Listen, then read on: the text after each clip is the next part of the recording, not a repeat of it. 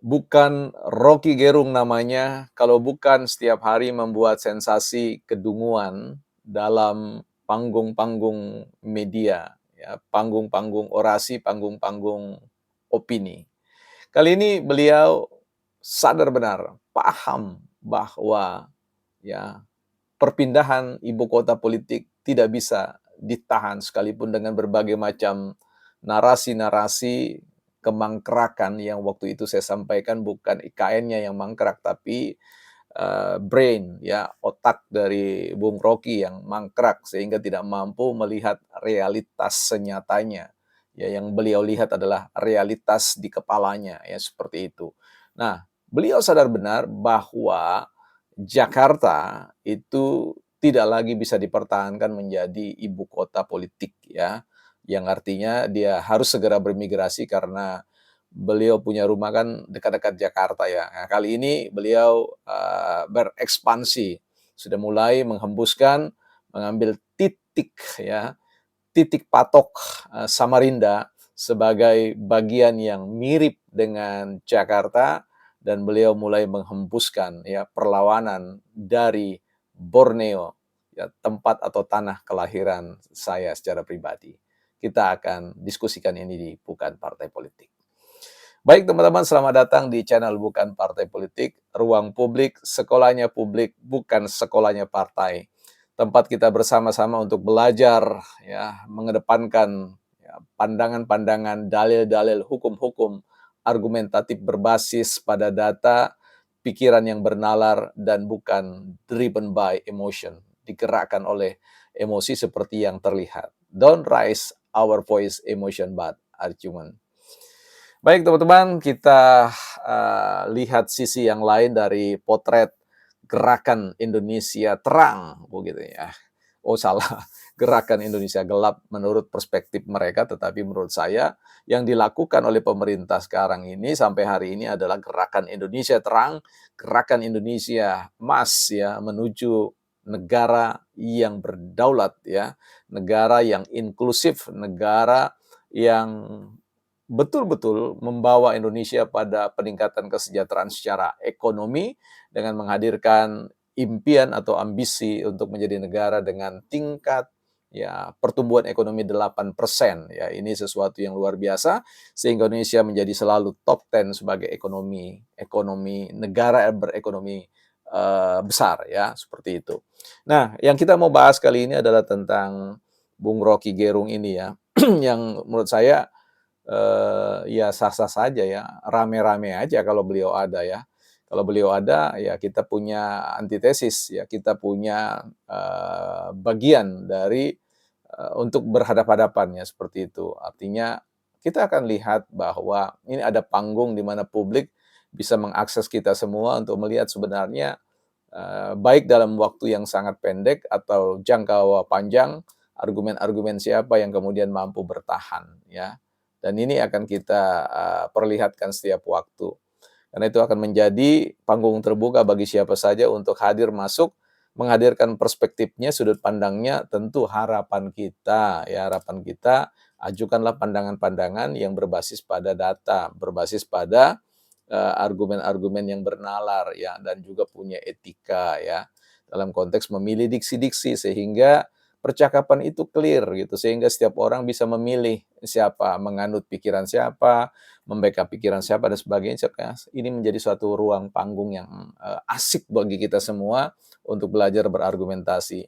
Sambil semua mengatakan bahwa mungkin saya salah dalam hal berargumentasi dan siap untuk menata kembali pandangan-pandangan atau pikiran-pikiran yang ada. Ini soal Bang Rocky yang pada satu kesempatan katanya ya singgah di Samarinda untuk memberikan kuliah pada kampus tertentu ya dan kemudian punya momentum ya ketika melihat arak-arakan mahasiswa untuk berdemo ya untuk menuju kantor DPRD Samarinda menurut ini. Ini yang saya katakan tadi, saya lahir di Samarinda ya. Jadi paham benar tentang kultur masyarakat di sana, habit masyarakat di sana ya. Jadi saya kira ini yang perlu kita waspadai bahwa ada satu gerakan yang menurut saya mereka akan kembali kepada mahasiswa.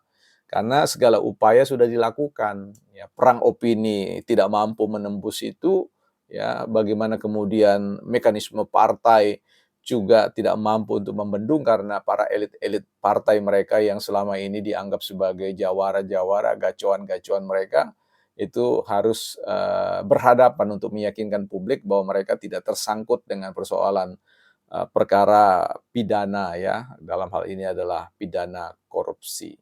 Nah, yang menarik kita untuk, lihat di sini adalah ketika Bang Rocky mengatakan, meneriakkan, "Yel-yel, hidup perempuan yang melawan." Oh, perempuan yang tidak melawan itu mati ya. Perempuan yang tidak berada pada posisi melawan ya, dalam pengertian menghadapi pemerintah dengan berbagai mana kebijakannya ini dianggap ya mayat hidup atau apa. Padahal mereka lupa, Bang Rocky lupa bahwa ibu-ibu atau perempuan-perempuan yang tidak melawan itu adalah perempuan-perempuan yang membackup kinerja pemerintah karena mereka merasakan secara langsung. Bahwa ada argumentasi bahwa mereka juga merasakan hal yang berbeda, ya itu biasa-biasa saja. Karena satu objek, satu isu, satu masalah, satu situasi, itu bisa menimbulkan rasa yang berbeda, tangkapan yang berbeda. Dan itu biasa saja. Nah, karena itu kita serahkan pada satu mekanisme demokratis. Mekanisme demokratis kan bicara tentang adanya sarana pemilu.